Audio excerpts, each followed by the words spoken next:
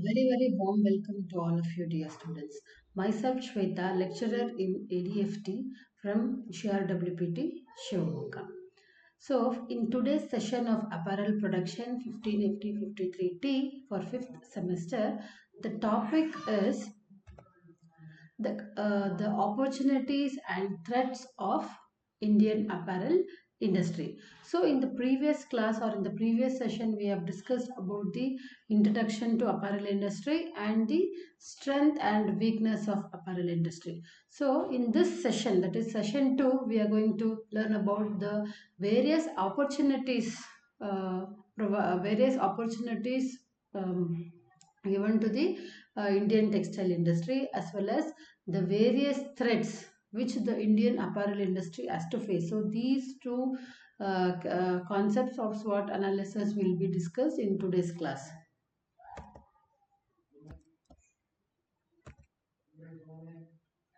Okay, so to start off with, first of all, you should know what is opportunity. So opportunity is nothing but ಅವಕಾಶ. So ನಮಗೆ ಸಿಗುವಂಥ ಅವಕಾಶಕ್ಕೆ ಏನಂತೀವಿ ನಾವು opportunities ಅಂತ ಕರಿತೀವಿ. So Indian apparel ಇಂಡಸ್ಟ್ರಿಗೆ ಯಾವ್ಯಾವ ಥರದ ಆಪರ್ಚುನಿಟೀಸ್ ಇದೆ ಅನ್ನೋದನ್ನು ನೋಡೋಣ. ಫಸ್ಟ್ ಒನ್ ಲಿಬರಲೈಸಿಂಗ್ ಎಕಾನಮಿ ಅಂತ ಇದೆ. ಸೊ ಲಿಬರಲೈಸಿಂಗ್ ಅಂತಂದರೆ freedom, free to do trade, free to collaborate with different countries, free to import, free to export ಅಂತ ಏನು ಹೇಳ್ತೀವಲ್ವ, ಈ ಲಿಬರಲೈಸಿಂಗ್. ಸೊ ಫಸ್ಟೆಲ್ಲ ನೀವು ಗೊತ್ತಿರ್ಬೋದು, ಬಾರ್ಟರ್ ಸಿಸ್ಟಮ್ ಅಂತ ಇತ್ತು, ಅಂದರೆ ಎಕ್ಸ್ಚೇಂಜ್ ಆಫ್ ಗೂಡ್ಸ್. ಸೊ ನೀನೊಂದು ಗೂಡ್ಸ್ ಕೊಟ್ಟರೆ ನಾವೊಂದು ಕೊಡೋದು ಅಂತ ಇತ್ತು. ಈಗ ಏನಾಗಿದೆ, ಬಿಕಾಸ್ ಆಫ್ ಗ್ಲೋಬಲೈಸೇಷನ್ ಫ್ರೀಡಮ್ನ ಕೊಟ್ಟಿದ್ದಾರೆ. So you can sit in your place and you can do business in some other countries. So ಈ ಥರ ಎಲ್ಲ ಒಂದು ಅವಕಾಶಗಳು ಬಂದಾಗ ಅದೊಂದು ಏನು ಹೇಳೋದು, ನಮ್ಮ ಇಂಡಸ್ಟ್ರಿಗೆ ಒಂದು ದೊಡ್ಡ ಗಿಫ್ಟ್ ಅಂತಲೇ ನಾವು ಹೇಳ್ಬೋದು. ಸೊ ಇಲ್ಲಿ Indian companies are tying with global brands. So these days this has become very common that Indian brands ಜೊತೆ ಬೇರೆ ಫಾರಿನ್ ಬ್ರ್ಯಾಂಡ್ಸ್ ಏನು ಮಾಡ್ತಾರೆ, ಟೈ ಅಪ್ ಇಟ್ಕೋತಾರೆ. ಟೈ ಅಪ್ ಅಂತಂದರೆ ಕೊಲಾಬರೇಟ್ ಆಗ್ತಾರೆ. So they collaborate and do business. So ಇದರಿಂದ both of us have been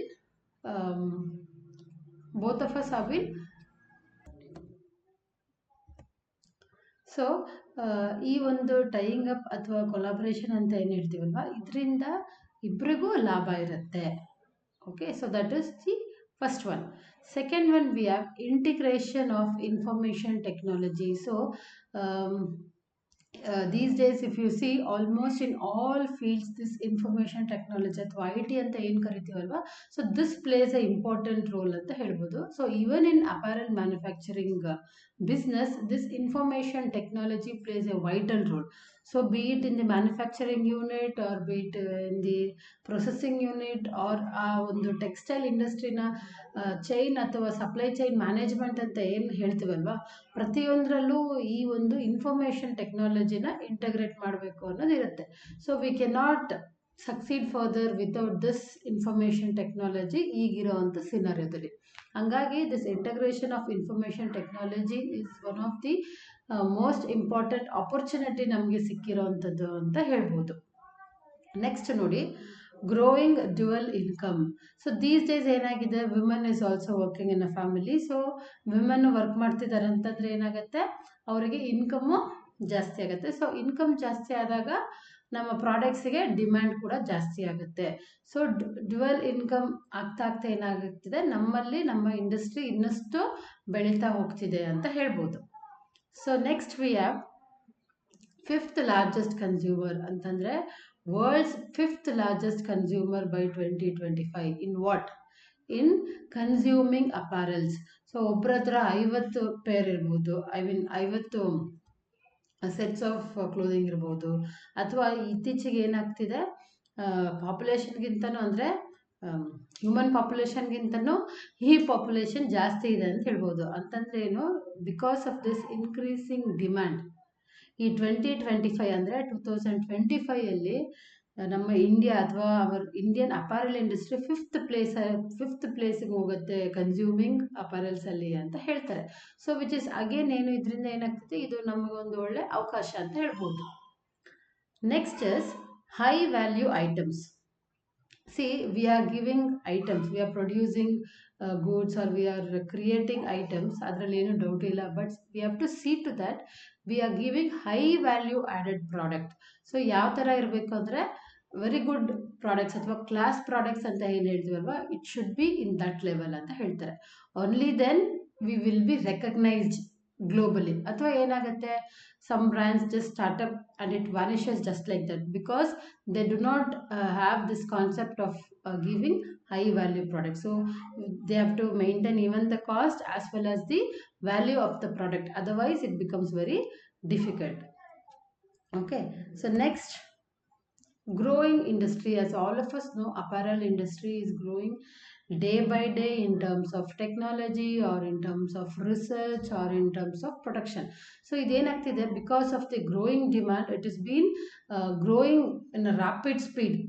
So as we have discussed in the earlier point, by 2025 this will become this ಅಂತಂದ್ರೆ ಈ apparel industry will become 5th largest consumer ಅಂತಂದಾಗ it is nothing but we are growing in rapid speed ಅಂತ ಹೇಳ್ಬೋದು. Next ನೋಡಿ, so the next point is bilateral negotiation. So ಏನಿದು bilateral? So bilateral ಅಂದರೆ two ಅಂತ ಅರ್ಥ. ಸೊ ಈಗ two companies will come into an contract or they come into a negotiation where both the countries involved in trade. So ಎರಡೂ countries involvement ಆಗೋದ್ರಿಂದ ಏನಾಗ್ತಿದೆ, both the countries do achieve ಅಂತಂದರೆ in terms of investment ಆಗಿರ್ಬೋದು, ಒಂದು ಒಳ್ಳೆ globalisation ಆಗಿರ್ಬೋದು, ಒಂದು collaborate ಆಗಿ ಎರಡೂ ಕಂಟ್ರಿಗೂ ಅದರಿಂದ ಒಂದು ಲಾಭನ ನೋಡ್ಬೋದು ಅಂತ ಹೇಳ್ತೀವಿ. ಸೊ ದಿಸ್ ಬೈಲ್ಯಾಟ್ರಲ್ ಅಗ್ರಿಮೆಂಟ್ ಅನ್ನೋದು it is one of the very good opportunity ಅಂತ ಹೇಳ್ಬೋದು. So next we have integration of information technology. So as we were discussing IT. So ಏನಿದು ಇಂಟಿಗ್ರೇಷನ್? ಯಾಕೆ ಇದನ್ನು ಇಂಟಿಗ್ರೇಟ್ ಮಾಡಬೇಕು ಅಂತಂದರೆ because it is electronic data interchange. So whatever data first ಎಲ್ಲ ನಾವೇನು hard ಕಾಪಿಯಲ್ಲಿ ಇಟ್ಕೊಂಡು ಫೈಲ್ಸಲ್ಲಿ ಕ್ರಿಯೇಟ್ ಮಾಡ್ತಿದ್ವಲ್ಲ, so that doesn't happen these days because everything has to happen in a friction of second. So ಹಿಂಗೆ ಒಂದು ಫ್ರಿಕ್ಷನ್ ಆಫ್ ಸೆಕೆಂಡಲ್ಲಿ ಆಗಬೇಕು ಅಂತಂದಾಗ ವಿ ಶುಡ್ ಹ್ಯಾವ್ ಅಥವಾ we have to cooperate in such a way that we are having certain technological advancement in our industries. So likewise see ಈ EDI ಇರೋದ್ರಿಂದ ಅಂದರೆ electronic data interchange concept ಇರೋದ್ರಿಂದ it makes communication very fast, easy, transparent. ಅಂದರೆ ಯಾವುದೇ ರೀತಿಯಾದ hiding things ಇರೋವಂಥದ್ದಿಲ್ಲ according to the business, and reduces duplication. So this is like ಏನಿದು information technology ಇರೋದ್ರಿಂದ everything is been done in a quick manner ಅಂತ ಹೇಳ್ಬೋದು.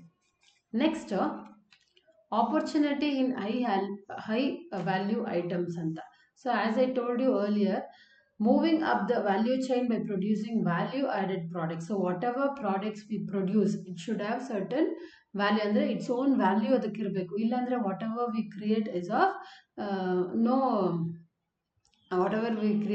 Of no value ಅಂತ ಹೇಳ್ಬೋದು. And by producing more and more technologically superior products. So ಯಾವುದು inferior ಆಗಿ ಅಥವಾ ತುಂಬ ಡಿಫೆಕ್ಟ್ ಇದೆ ಅಥವಾ ಇದು ಟೆಕ್ನಾಲಜಿಕಲಿ ಸರಿ ಇಲ್ಲ ಅಂಥೇಳಿ ಅದನ್ನು ರಿಜೆಕ್ಟ್ ಮಾಡಬಾರ್ದು. Whatever we create it has to be that superior good quality ಅಂತ ಹೇಳ್ತಾರೆ. So this is again a opportunity for us. So there is no compromise in quality ಅಂತ ಏನು ಹೇಳ್ತೀವಲ್ವಾ, so that is what it speaks about. So these are some of the very good points, athwa these are some of the opportunity points which we have for our Indian apparel industry. So next we have the threats. So ಏನಿದು Threads ಅಂತಂದರೆ ನಮ್ಮ Indian apparel ಇಂಡಸ್ಟ್ರಿಗೆ ಇರುವಂಥ ಬೆದರಿಕೆ ಅಂತ ಹೇಳ್ಬೋದು, ಅಥವಾ ತೊಂದರೆ ಅಂತ ಹೇಳ್ಬೋದು, ಅಥವಾ ನಾವು ಫೇಸ್ ಮಾಡಬೇಕಾಗಿರೋವಂಥ ರಿಸ್ಕ್ ಅಂತ ಹೇಳ್ಬೋದು. ಸೊ ಏನಿದು? So as we have strengths V will be having weakness, V will be having opportunities. ಅದೇ ಥರ ನಮಗೆ ಥ್ರೆಟ್ ಕೂಡ ಇರುತ್ತೆ. ಬಟ್ ನಾವೇನು ಮಾಡಬೇಕು ಅಂತಂದರೆ we have to be ready to face. ಯಾವುದೇ ಥರ ಥ್ರೆಟ್ಸ್ ಬಂದರೂ ಕೂಡ ನಾವು ರೆಡಿಯಾಗಿರಬೇಕು. ಮತ್ತು ಯಾವ ರೀತಿಯಾದ ಥ್ರೆಟ್ಸ್ ನಮ್ಮ ಅಪಾರಲ್ ಇಂಡಸ್ಟ್ರಿನ ತೊಂದರೆ ಕೊಡುತ್ತೆ ಅಂತ ನೋಡೋಣ. Sheer fluctuation in rupee value and recession. So ಯಾವಾಗಲೂ ಈ ಡಿಮಾನಿಟೈಸೇಷನ್ ಆಯಿತು, ಮತ್ತು ಸಡನ್ನಾಗಿ ಕರೆನ್ಸಿ ವ್ಯಾಲ್ಯೂ ಕಡಿಮೆ ಆಗೋದಾಗಿರ್ಬೋದು, ಅಥವಾ ಇನ್ನೇನೋ ಪ್ರಾಬ್ಲಮ್ ಆಗಿರೋವಂಥದ್ದು, ನಮ್ಮ ಕರೆನ್ಸಿ ವ್ಯಾಲ್ಯೂಗೂ ಮತ್ತು ಬೇರೆ ಕಂಟ್ರೀಸ್ ವ್ಯಾಲ್ಯೂಗೂ ಡಿಫ್ರೆನ್ಸ್ ಇರೋವಂಥದ್ದು. ಸೊ ಇವೆಲ್ಲ ಏನಾಗ್ತಿದೆ ಅಂದರೆ ರುಪಿ ವ್ಯಾಲ್ಯೂ ಅಲ್ಲಿ ಫ್ಲಕ್ಚುವೇಟ್ ಆಗ್ತಿದೆ, ಒಂದು ಸ್ಟ್ಯಾಂಡರ್ಡ್ ಅನ್ನೋದು ಇರೋದಿಲ್ಲ. ಸೊ ಸಡನ್ನಾಗಿ ಒಂದು ಪ್ರಾಡಕ್ಟಿನ ಪ್ರೈಸ್ ತುಂಬ ಹೈ ಆಗಿರುತ್ತೆ ಬಿಕಾಸ್ ಆಫ್ ದಿ ಡಿಮ್ಯಾಂಡ್, ಸಡನ್ನಾಗಿ ತುಂಬ ಕಡಿಮೆ ಆಗೋಗುತ್ತೆ. ಸೊ ಈ ಥರ ಫ್ಲಕ್ಚುವೇಟ್ ಆಗ್ತಾ ಇದ್ದರೆ ಅದು ನಮಗಿರೋವಂಥ ರಿಸ್ಕ್ ಅಂತ ಹೇಳ್ಬೋದು. So that is one. And recession. So recession ಎಲ್ಲರಿಗೂ ಗೊತ್ತಿದೆ, ಯಾವಾಗ ಏನು ಬೇಕಾದರೂ ಆಗ್ಬೋದು, ಎಸ್ ಆರ್ ನೋ. ಸೊ ನೋಡಿ, ಈ ಪ್ಯಾಂಡಮಿಕ್ ಸಿಚುವೇಶನ್ನೇ ಅದಕ್ಕೊಂದು ಎಕ್ಸಾಂಪಲ್. ಸೊ ತುಂಬ ರಿಸೆಷನ್ ಆಗಿ ತುಂಬ ಕಂಪನೀಸ್ ಲಾಸ್ ಆಗಿ ಅದರಲ್ಲಿರುವಂಥ ಎಂಪ್ಲಾಯೀಸ್ನೆಲ್ಲ ತೆಗಿತಾರೆ. ಸೊ ಆ ಥರ ಎಲ್ಲ ಆದಾಗ ಇಂಥ ಒಂದು ಸಿಚುವೇಶನ್ಸ್ ನಾವು ಎದುರಿಸ್ಬೇಕಾದ್ರೆ we have to be prepared well in advance ಅಂತ ಹೇಳ್ತಾರೆ. So how much ever we prepare and how much ever we are ready, ಇದನ್ನೆಲ್ಲ ನಾವು ಫೇಸ್ ಮಾಡಬೇಕಾಗುತ್ತೆ. ಅದೇ ಥರ ಅಪರೆಲ್ ಇಂಡಸ್ಟ್ರಿ ಕೂಡ ಏನಾಗುತ್ತೆ, ಸಡನ್ನಾಗಿ ಈ ರಿಸೆಷನ್ನ ಕೂಡ ಫೇಸ್ ಮಾಡಬೇಕಾಗತ್ತೆ. Next, competition from global players ಅಥವಾ ಬಯರ್ಸ್ ಅಂತ ಹೇಳ್ಬೋದು. ಸೊ ಏನಿದು ಅಂತಂದರೆ, ಸೊ ನಮ್ಮ ಇಂಡಿಯನ್ ಅಪರೆಲ್ ಇಂಡಸ್ಟ್ರಿಗೆ ಬೇರೆ ಕಾಂಪಿಟೇಟರ್ಸ್ ಅವ್ರದ್ದು ನಮಗಿಂತನೂ ಟೆಕ್ನಾಲಜಿಕಲಿ ಸೌಂಡ್ ಇದ್ದಾರೆ, ಮತ್ತು ಅಡ್ವಾನ್ಸ್ಮೆಂಟ್ ಆಸ್ಪೆಕ್ಟಿಂದ ಇರ್ಬೋದು, ಅಥವಾ any other procedure for manufacturing ಇರ್ಬೋದು, they are like far ahead. So ನಾವು ಅವ್ರ ಜೊತೆ ಕಾಂಪೀಟ್ ಮಾಡಬೇಕು ಅಂದರೆ ನಾವು ಕೂಡ ಆ ಒಂದು ಲೆವೆಲಲ್ಲಿ ಇರಬೇಕು ಅನ್ನೋದು ಇರುತ್ತಲ್ವ. ಸೊ ಹಂಗಾಗಿ ಈ ಕಾಂಪಿಟೇಷನ್ನ ಫ್ರಮ್ ಡಿಫ್ರೆಂಟ್ ಕಂಟ್ರೀಸ್ ಇಂದ ನಾವು ಅಕ್ಸೆಪ್ಟ್ ಮಾಡ್ಕೊಳ್ಳೋದಕ್ಕೆ ರೆಡಿಯಾಗಿರಬೇಕು, ಮತ್ತು ನಾವು ಕೂಡ ಅದಕ್ಕೆ ತಕ್ಕಂಗೆ ಕಾಂಪೀಟ್ ಮಾಡಬೇಕು ಅಂತ ಹೇಳ್ತಾರೆ. So this is one of the threat. Then ecological and social awareness ಇದಿರಲೇಬೇಕು. It is not like just we are apparel industry, ನಾವು ಮ್ಯಾನುಫ್ಯಾಕ್ಚರ್ ಮಾಡ್ತೀವಿ, ಅದನ್ನು ಡಿಸ್ಪ್ಯಾಚ್ ಮಾಡ್ತೀವಿ ಅನ್ನೋದನ್ನ ಇರಬಾರ್ದು. ಸೊ ಎಕಾಲಜಿಕಲ್, ಸೊ ನಮ್ಮ ಇಂಡಸ್ಟ್ರಿ ಕಡೆಯಿಂದ ಎನ್ವಿರಾನ್ಮೆಂಟ್ಗೆ ಯಾವ ರೀತಿಯಾದ ಆಗುವಂಥ ತೊಂದರೆಗಳನ್ನ ನಾವು ಹೆಂಗೆ ತಡಿಬೋದು. ಸೊ ಬೇಸಿಕಲಿ ಈ ಡೈಯಿಂಗ್ ಇಂಡಸ್ಟ್ರಿ ಆಗಿರ್ಬೋದು, ಅಥವಾ ಈ ಫಿನಿಷಿಂಗ್ ಇಂಡಸ್ಟ್ರಿಯಲ್ಲೆಲ್ಲ ಏನಾಗುತ್ತೆ ಅಂದರೆ ದ ವೇಸ್ಟ್ ಅಂತ ಏನು ಹೇಳ್ತೀವಲ್ವ, ಅದು ತುಂಬ ಹೈ ಲೆವೆಲಲ್ಲಿದೆ. And because of that the environment ಅಥವಾ ಇಕಾಲಜಿಕಲಿ ಇಂಬ್ಯಾಲೆನ್ಸ್ ಆಗೋವಂಥ ಚಾನ್ಸಸ್ ಇರುತ್ತೆ. ಸೊ ಇದು ನಮಗಿರೋವಂಥ ಒಂದು ಮೇಜರ್ ಥ್ರೆಟ್ ಅಂತ ಹೇಳ್ಬೋದು. ಮತ್ತು ಸೋಷಿಯಲ್ ಅವೇರ್ನೆಸ್ನ ಕ್ರಿಯೇಟ್ ಮಾಡಿ, so we should see to that ಎಲ್ಲದನ್ನು ಬ್ಯಾಲೆನ್ಸ್ ಮಾಡಿ ಒಂದು ಸಸ್ಟೈನಬಿಲಿಟಿನ ಮೇಂಟೈನ್ ಮಾಡಬೇಕು ಅಂತ ಹೇಳ್ತೀವಿ. Next, decreasing fashion cycle. So ಏನಿದು decreasing fashion cycle? So as all of us know, we have different types of fashion cycle. Sir no, classic cycle ಇದೆ, fad cycle ಇದೆ, ಅಥವಾ ರೆಕರಿಂಗ್ ಫ್ಯಾಷನ್ ಸೈಕಲ್ಸ್ ಇದೆ. So as all of you know, we have basically 5 stages, that is introduction, rise, peak, decline and obsolescence ಅಥವಾ culmination ಅಥವಾ death of the product ಅಂತ ಕರಿತೀವಿ. So ಈ 5 ಸ್ಟೇಜಲ್ಲಿದ್ದಾಗ ಕೆಲವು ಪ್ರಾಡಕ್ಟ್ಸ್ ಏನಾಗ್ತಿದೆ ಇತ್ತೀಚೆಗೆ ಅಂದರೆ, ಇಂಟ್ರಡಕ್ಷನ್ ಸ್ಟೇಜಿಂದ ರೈಸ್ ಸ್ಟೇಜ್ ಅಥವಾ ಪೀಕ್ ಸ್ಟೇಜ್ ತುಂಬ ಬೇಗನೆ ಆಗುತ್ತೆ ಅಂತ ಹೇಳ್ಬೋದು. ಆಫ್ಟರ್ ದಟ್ ಆ ಪೀಕ್ ಸ್ಟೇಜ್ ಏನಿದೆ ಅಲ್ವಾ, ದ ಟಾಪ್ ಮೋಸ್ಟ್ ಸ್ಟೇಜ್, ಆ ಸ್ಟೇಜಿಂದ ಸಡನ್ನಾಗಿ ಅದೇನಾಗುತ್ತೆ, ಡಿಕ್ಲೈನ್ ಆಗೋಗುತ್ತೆ. ವೈ? ಬಿಕಾಸ್ ಬೇರೆ ಯಾವುದೋ ಹೊಸದು ಬರ್ತಿದೆ. ಸೊ ಈ ಥರ ಈ ಫ್ಯಾಷನ್ ಸೈಕಲ್ಗೆ ಒಂದು ಸಸ್ಟೈನಬಿಲಿಟಿ ಇಲ್ಲದೆ ಅವಾಗವಾಗ ಹಿಂಗೆ ಚೇಂಜ್ ಆಗ್ತಿದ್ದಾಗ ಏನಾಗುತ್ತೆ, ಅದು ನಮಗಿರೋವಂಥ ಒಂದು ಚಾಲೆಂಜಿಂಗ್ ಫ್ಯಾಕ್ಟರ್. ಅದನ್ನು ಯಾವ ರೀತಿ ನಾವು ಸರಿ ಮಾಡ್ಕೋಬೇಕು ಅನ್ನೋದನ್ನು ನೋಡಬೇಕು. But anyways it is A threat. Next ನೋಡಿ, ಶಾರ್ಟನಿಂಗ್ ಆಫ್ ಫ್ಯಾಷನ್ ಸೈಕಲ್. ಸೊ ಅದನ್ನೇ ಹೇಳಿದೆ ನಾನು, ಇಂಟ್ರಡಕ್ಷನ್ ಸ್ಟೇಜಿಂದ ರೈಸ್ ಅಂದರೆ ಡೆವಲಪ್ಮೆಂಟ್ ಆಗ್ತಾ ಇರುತ್ತೆ. ಆ ಒಂದು ಪೀಕ್ ಸ್ಟೇಜ್ ಒಂದು ಸ್ವಲ್ಪ ದಿನ ಇರುತ್ತೆ, ಬಿಟ್ಟರೆ ಸಡನ್ನಾಗಿ ಅದು ಡಿಕ್ಲೈನ್ ಆಗಿ ಹೋಗೇ ಬಿಡುತ್ತೆ. ಸೊ ಆ ಥರ ಶಾರ್ಟ್ ಫ್ಯಾಷನ್ ಸೈಕಲ್ಸ್ ಬರ್ತಿರೋದ್ರಿಂದ it is a big problem ಅಂತ ಹೇಳ್ಬೋದು. So next is we have formation of trading blocs like NAFTA, SAFTA has resulted in a change in the world trade scenario ಅಂತ ಹೇಳ್ತಾರೆ. So ಏನಿದೆ NAFTA ಅಂತಂದರೆ, North American free trade association ಅಂತ ಅರ್ಥ. ಮತ್ತು SAFTA ಅಂತಂದರೆ South Asian free trade association ಅಂತ ಅರ್ಥ, ಅಥವಾ ಏರಿಯಾ ಅಂತ. ಸೊ ಏನಿದು, these are some of the trading blocs which is been organised in a healthy cooperation manner so that ಒಂದು ವರ್ಲ್ಡ್ ಟ್ರೇಡ್ ಸಿನಾರಿಯೋನ ಕ್ರಿಯೇಟ್ ಮಾಡೋದಕ್ಕೆ. ಸೊ ಏನು ಮಾಡ್ತಾರೆ ವರ್ಲ್ಡ್ ಟ್ರೇಡ್ ಸಿನಾರಿಯೋ ಅಂತಂದರೆ, ಕೆಲವು ಟ್ರೇಡ್ ತಾರಿಫ್ಸ್ ಆಗಿರ್ಬೋದು ಅಥವಾ ಕೆಲವು ಟ್ರೇಡ್ ಟ್ಯಾಕ್ಸಸ್ ಅಂತ ಏನು ಹೇಳ್ತೀವಲ್ವ, ಅದನ್ನೆಲ್ಲ ಏನು ಮಾಡ್ತಾರೆ ಆದಷ್ಟು ಕಡಿಮೆ ಮಾಡ್ಕೊತಾರೆ. So that everybody can be a part of globalisation ಅನ್ನೋದಕ್ಕೋಸ್ಕರ.